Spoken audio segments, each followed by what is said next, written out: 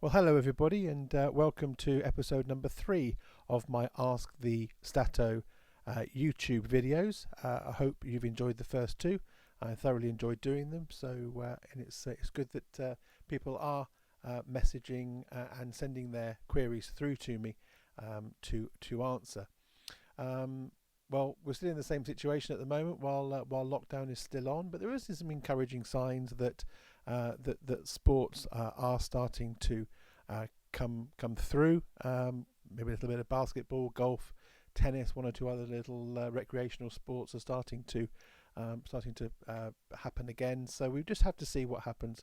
But in the meantime, you can just carry on listening to me gabble on about cricket statistics while we wait for at least July, and who knows what's going to happen after that. But we can but hope that cricket will return in some form or another, probably behind closed doors, but we just don't know yet, at some point in the near future.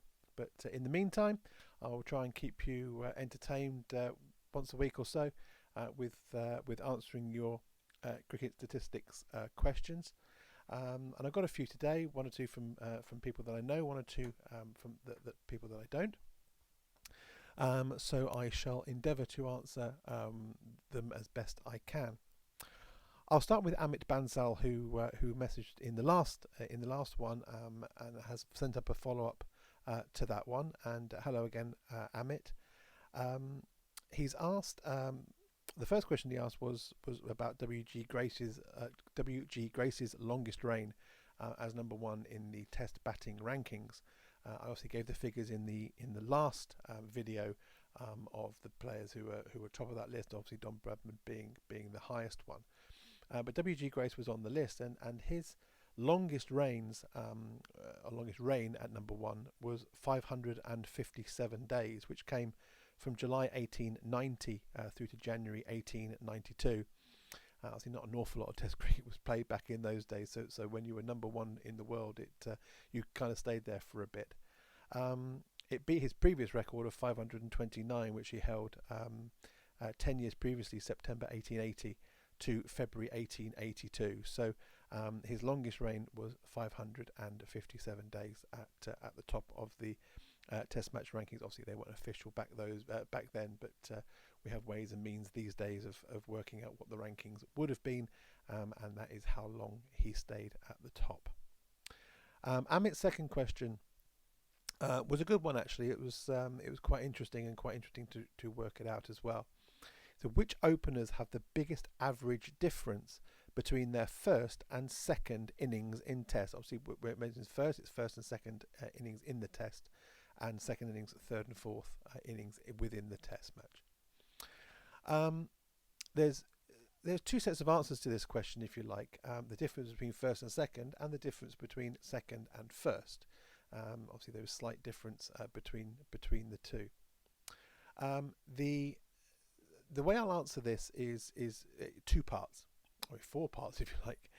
And the first part is with no qualification. So I'm not going to put any qualification in at all. Just leave it just the pure numbers as it would be. With no qualification, the biggest difference between first and second innings is actually Cheteshwar Pujara, who averages 197 in two innings in the first innings, and 75.5 in the second innings from four innings. So a difference of 121.5. But again, that's only very small sample sizes, so it's a little bit ambiguous to say that he is top of that pile.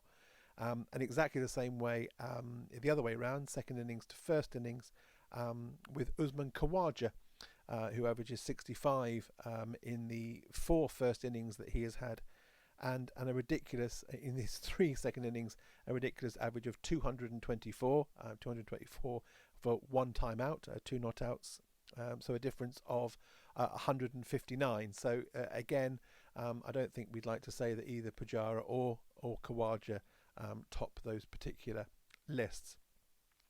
So in the serious way, if you like, and we'll put a qualification in, and the qualification that I've used is having 10 innings first and 10 innings second innings. So I think that's probably a fair way of doing it. And maybe surprisingly, the batsman with the biggest first innings and second innings difference in his average is Rahul Dravid, who averages 63.10 in his first innings across 12 innings, and just 19.55 in his second across 11 innings. A gap of some 43.55, which is a little bit surprising for the Wall. He is a man who obviously values his wicket, and I'll be coming to that again later on. Actually, another question that came through about balls per innings, but certainly a little bit of a surprise that Rahul is top of that particular chart, and he beats off Australia's Bill Brown, whose difference was 37.08, Ravi Shastri 36.4, Azhar Ali 36.22, and Chris Broad 34.33. The player with the biggest difference second to first innings is actually Dulip Sardetsai of India, who averaged 22.46 in 13 first innings and 55.57 in his 10 second innings, which beats Bruce Mitchell of South Africa 30.24 and Imam ul Haq 25.22 difference. So I hope that answers your question, Amit. It was good fun working that one out. Actually, it took a little while, but it was good fun. Which leads me on actually quite nicely, having mentioned Rahul Dravid, to JP Rangaswamy's message via the ACS Cricket Twitter account. And he says, I've tended to believe that if there was a league table of batsmen based on average number of balls faced per innings, Rahul Dravid would be a country mile ahead of the rest. But that is an unscientific and rather biased assumption. What is the truth? Who would lead that table? It's very true that the Rahul Dravid has faced the most balls in Test cricket, where balls are known, and these days balls are known for quite a lot of the innings going back over time. Rahul Dravid faced 31,258 balls, which is a phenomenal achievement, ahead of Sachin Tendulkar, who faced 29,437, plus whatever he scored, however many balls he faced in the India-Sri Lanka game in Chandigarh in November 1990, which unfortunately statisticians have been unable to locate as yet. Jacques Kallis has faced just shy of 29,000, Shivnarine Chanderpaul 27,400 or so, and Alan Border 27,000 plus a few more of games again where records aren't known. But the answer to your question, JP, is that Rahul Dravid is not top of that list. He obviously values his wicket greatly, and his balls per innings stands at 109.3 balls per innings. That every time he's come to the crease, he's faced 109 balls on average. A fantastic achievement, really. But Donald Bradman, again, unsurprisingly, Sir Don does top quite a few of these lists, as you would expect. Again, not all of his balls are known in his matches, but those that are, he averages 122. Geoffrey Boycott, again, this list, by the way, is full of batsmen who you would describe as blockers, probably the best way of describing them. With Geoffrey Boycott up there, 118.6 balls per innings. John Reid of New Zealand, again, a few balls missing for him, but he was 116. Mark Richardson of New Zealand, 113.4 balls per innings. Then comes Rahul Dravid with 109.3. Then you've got Jacques Kallis, 103. Chris Tavare of England, a serious blocker back in the 80s at 102. Alan Border, 101, and Andrew Jones of New Zealand, 100.5. So no, Rahul Dravid is not top of that list. You would have thought he would be. The Wall of India, who certainly stayed in for a very long time, but not quite as long as Geoffrey Boycott or Mark Richardson, for that matter. Again, Sir Donald Bradman's record sits at the top of that list, but there's one or two games where he isn't, where the balls aren't known for him. We'll move on to Denman, Densk14 on Twitter. If you were to take every test match ever played into account, what would be the mean bowling analysis in terms of overs, maidens, runs and wicket? I'd have to say this one was a lot of fun working out. I went through my database and took all the bowling figures, and then had to separate them into 4 ball overs, 5 ball overs, 6 ball overs, and 8 ball overs. Of course, that we've all seen going back through Test cricket, going back to the 1800s and the like. So, so by my calculations, there've been 46,155 spells of bowling, and we are edging ever closer actually to 5 million balls being bowled in Test cricket. We're only about 70,000 short of that landmark. So it's quite something. 4,929,358 balls bowled. 189,619 maidens. 2,264,033 runs, and 71,172 wickets, which by my calculations gives you a mean of 17.4 overs, 4 maidens, 49 runs, and it's 1.54 wickets, so you have to round that up to 2. So it's 17.44, 49, 2. Of course, when you get a mean figure like that, you've just got to have a little look to see if there's anybody in Test cricket who's actually bowled those figures. No, not quite. Moeen Ali was 1 ball out, which is a real shame. The closest we ever got to those actual figures was Moeen's spell of 17.5 overs, 4 maidens, 2 for 49 against Pakistan Edgbaston in August 2006. And 3 bowlers have actually had 18 overs, 4 maidens, 2 for 49.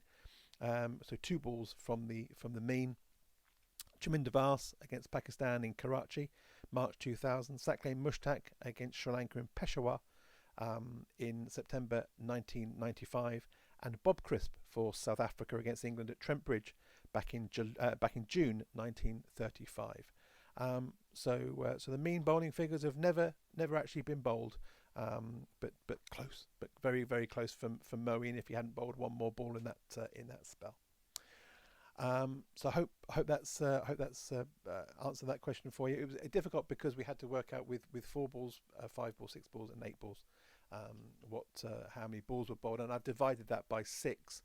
So to give it, I worked out the balls and then divided it by 6, so you can actually have a 6 ball figure, if you like, by those amounts. My next one comes from Louise Worsfold, who I know from Navy cricket, Navy women's cricket, and United Kingdom Armed Forces, one of our Kenyan tourists from a few years ago now, who asks which bowler has dismissed current England captain Joe Root the most, and by which method of dismissal. I looked at this in test matches because it's probably easier to do it that way. Probably should have looked at it in all competitions. Really, I will look at it in all segments. In tests, Pat Cummins 7 times in 10, Josh Hazlewood 7 times in 13 tests, and Nathan Lyons 7 in 22. Interestingly, all 7 of his dismissals against Nathan Lyon were caught. He has 5 off Mitchell Stark caught, and 4 off Ryan Harris, and Mitchell Johnson and Pat Cummins all caught off his bowling. Josh Hazlewood has him 7 times in 13 tests, but only 2 of those were caught. 3 LBW and 2 bowled. So he obviously bowls very, very straight at the England captain to get him bowled and LBW, which leads me very nicely onto my next question. From another pal of mine, Brian Lorenzini, the Prestwich Cricket Club chairman, and who has the most LBW dismissals in Test cricket. Sorry I missed this one last time, Brian. I just completely missed you. I didn't forget you. How could I ever forget you? You messaged me often, so I could never actually forget you. The top answer to that one is Anil Kumble with 156 LBW dismissals out of his 619. which gives him 25% of his test dismissals being LBW, which is probably unsurprising. Then comes Matthias Murithan, 150 of his 800. And then Shane Warne, 138 of his 708. Obviously, the more wickets you take, the more likely you are to get LBWs. Shane would often say he wish he has DRS. Back in his day, he would have got more than 138. Wazim Akram got 120. Glenn McGrath 113. Kapil Dev 111. Waka Yunus 110. And that is the top 7 on that list. In terms of percentage of wickets taken, Rashid Khan, the Afghanistani spinner, has only taken 23 test wickets in his fledgling test career, but 14 of those have been LBW. Again, if you've seen him bowl, you probably won't be surprised at that with his fantastic variations. So 61% of his wickets are LBW so far, just ahead of Ajantha Mendis with 27 of his 70, Muhammad Abbas 26 of his 75, and then comes Terry Alderman with 58 of his 170 test wickets. So 34% of his wickets came LBW, and anyone who watched him bowl certainly knew he was the absolute architect of bowling stump to stump. I think it would be unfair if we didn't mention one particular player, and that is J.H. Parks, Jim Parks of Sussex, the father of J.M. Parks, who played 46 Test matches for England. J.H. Jim Parks was the father of Jim Parks and the grandfather of the former Hampshire wicketkeeper Bob Parks. J.H. Parks took 3 wickets in his Test career, all in the one Test match against New Zealand at Lord's 1937.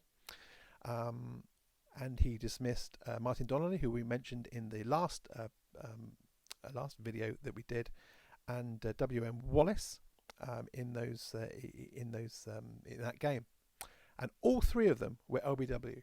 So J.H. Parks, Jim Parks, you have a 100% LBW record, which is quite something. Again, we obviously have to put qualifications into the stats that we do sometimes, but J.H. Parks, 100%, 3 out of 3 for LBWs, but only played he bowled in that one Test match. And the final question comes from Gary Stinson, a former cricketing colleague of mine at Calmore Sports, captain of the second 11 and the Sunday first team when I was captain of the Sunday seconds. And he just asked about the amount of sixes that Viv Richards has hit in his career, in his Test career.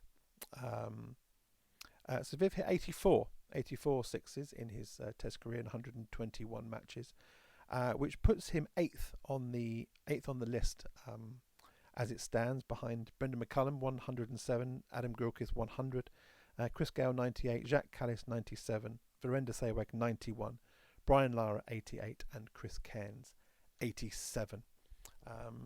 Obviously, Sir Viv was one of the greatest batsmen that you could ever see, and I've seen him hit some phenomenal sixes, both in international cricket and in county cricket, playing for Somerset, playing for Glamorgan. I remember him hitting many into the river at Cardiff, and many into the flats at the old Northlands Road ground in Southampton. A phenomenal cricketer, one of the very greatest. So that is it for me from home here today. I hope you've enjoyed episode number 3 of Ask the Statto with me. So if you have any more questions, do send them through to me at RVI Cricket Stats. I look forward to doing the next video when I have some questions to answer. But until then, stay safe as always. Stay home. Stay alert, whichever message we're playing by as it stands. But whatever you do, stay well, keep well, and we'll soon be back watching some real cricket rather than watching me babble on. Okay, take care of yourself, and all the very best to you.